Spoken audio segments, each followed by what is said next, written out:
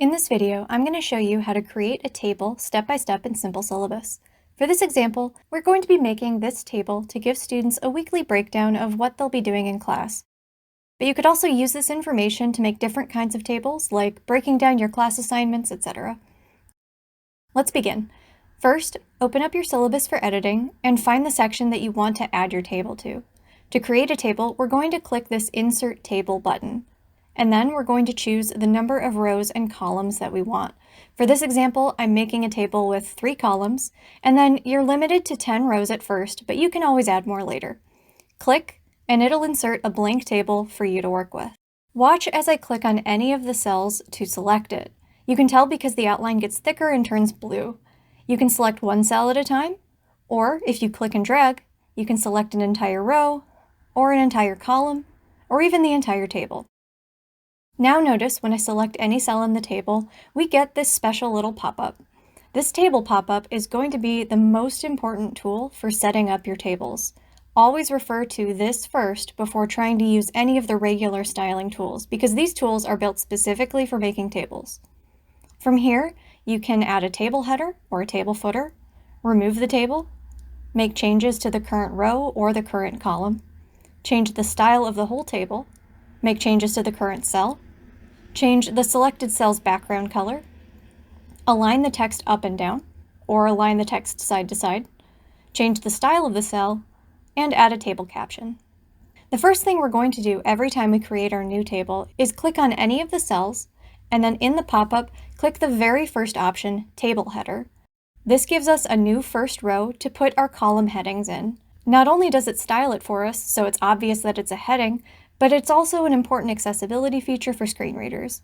It also has this super helpful feature on the printed version of the syllabus, where you can see the heading appears at the top of the table, but when I go to the next page, the heading appears again and again on the next page. This is so that students don't have to flip back to a previous page just to remind themselves what this column means, because it's right here. So now let's finish styling these headings. First, I want to center all of them, so click and drag to select the entire first row so that all the boxes turn blue. And then in the pop-up, click the horizontal alignment button, and then choose the Align Center option. It's better to use this button because if we instead use the alignment option here at the top of the text box, we'll have to highlight and align the text one by one. As an example of this, there's no font size option anywhere in the table pop-up, so if we want to make our heading text bigger, we need to highlight each one and then use the font size button to change the size of each cell individually. I recommend not making your text big enough to stretch the cells, because in my testing I found if you do that, it can make them harder to read for students on mobile devices. Now let's fill in the first column with the week numbers. I'm going to enter the number 1 and then hit the down arrow on my keyboard, and then enter number 2, and then I'll just keep going down 3, 4, until I've filled in the rest of my rows. Now let's add more rows because your class probably has more than 10 weeks. What you could do is click anywhere in this row, then in the pop-up, click the row button, then insert row below.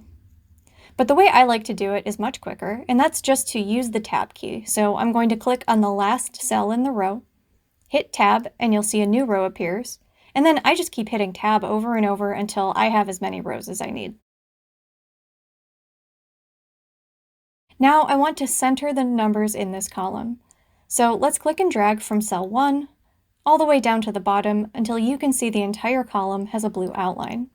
The table pop-up will always appear at the top of all the cells you selected. So now let's again click the horizontal align and then align center. Now this first column is looking awkwardly wide, but we can easily resize it to make it skinnier. Hover your cursor over the border between 2 columns until your cursor changes to this icon of 2 lines with arrows on either side.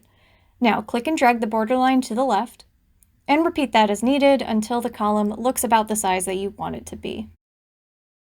Now I need to fill in my other 2 columns. For each week, I'm going to tell students the dates and make a bulleted list of what activities and homework they'll be completing that week. I could type everything in by hand, but I think this will go a lot faster if I copy and paste from a past syllabus. If you're on a Windows machine, I'm going to show you a little trick to see your syllabus and another document side by side. First, make sure you have your past syllabus open in another window somewhere, whether that's Microsoft Word or in a separate window of Chrome or Firefox or whatever program you use. Then with my new syllabus open, I'm going to hold down the Windows logo key on my keyboard and then hit the left arrow. That pushes the current window to the left side of my screen. And then on the right, it shows me all the other windows I have open right now. Find the one that shows your old syllabus that you want to copy from and click on it. And now you can see that both windows are side by side for easy copy and pasting. As a side note, if that doesn't work the first time, you may have to hit the Windows key plus the arrow keys a couple of times to get it to trigger. Just be patient with it and try it again. Now you might say that copy and pasting these cells one by one is kind of tedious. Why can't I just select the entire table at once, copy it, and then paste it into Simple Syllabus? While this kind of works, it could have consequences for accessibility because you are copying all that invisible table code along with the actual table. It may also not appear the best on mobile devices. For that reason, as of now, we recommend creating these tables in Simple Syllabus by hand and only copying in bits of text at a time. It's kind of a pain, but hopefully you only have to do this once, and then you can copy this table from your whole syllabus, or you can use the import button to just copy this one section to all of your other syllabi, and then you just have to make small updates in the future. So now I have my whole table filled in, and I'm going to get rid of these extra rows that I don't actually need for this demonstration. To delete rows, start by clicking and dragging from the top left to the bottom right to highlight all the cells that you want to get rid of. Now in the pop-up, click on the Row button, and then choose Delete Rows. I still have to center this text in the middle column, but rather than do it one by one like this, I'm going to select one cell up here near the top, scroll all the way down, hold down Shift, and then click the bottom cell. Again, if this gives you some trouble, you may have to try it a few times, but that will select the entire column. Now I have to scroll all the way back up to see the pop-up again, because it's always at the top. And then I'm going to center everything again. Now you might be wondering, how do I get these nice colors over here? So let's talk about table style, where we can get Simple Syllabus to automatically color the alternate rows for us. First, click anywhere in your table. You don't have to select the whole table, any cell will work. Then in the pop-up, click the top right button with a little star on it, which says Table Style. You will get a drop-down with a bunch of formatting options that you can apply to the whole table with one single click. I'm going to choose Alternate Rows, and there we go. It will automatically apply that style from now on. Even when I delete a row or add more rows, it will keep alternating those colors so I don't have to go in and do each row by hand. Go ahead and play around with the other styling options in this menu, such as giving your table a darker border, or even no borders at all. After I have toggled each option on, I can turn it off again by clicking that same option again. Okay, but what about that yellow highlight? You do have the option to color individual cells by hand. So I want to make this row stand out because of Memorial Day. So I'm going to highlight these words to make them bold, but making this whole row yellow would stand out even more. I'm going to click and drag the cells from left to right until this whole row is outlined in blue. Now in the pop-up, click the little paint can icon that says Cell Background, and it gives you a bunch of color choices. If I click on yellow, all of the cells that I have selected will become yellow. Now these color options are kind of limiting, so I'm going to teach you an optional trick to get any color that you want, and then I'm also going to teach you 2 mistakes that you want to avoid. This pop-up with the colors lets you input a hex code for a custom color. Now, what the heck is a hex code? That sounds complicated. Thankfully, I pinky promise you don't need to know anything about what these codes mean or how they work, because there is a shortcut built into Google that makes this super easy, and I will show you step by step. So open a new tab in your browser and go to Google and search this exact phrase, color picker. And here we go. This color picker will let you easily copy the hex code of any color that you want. So first, choose a color of the rainbow on this color bar. In this case, I want a yellow highlight. And then choose how light or dark you want that color to be. So I want my highlight to be a very light yellow. Now you can see it's giving me the exact hex code for this light yellow color, and I can even copy it in one click by clicking this copy button on the right. That will copy it to your clipboard for you. So now I just have to go back to the previous tab, highlight that row again, click the paint bucket.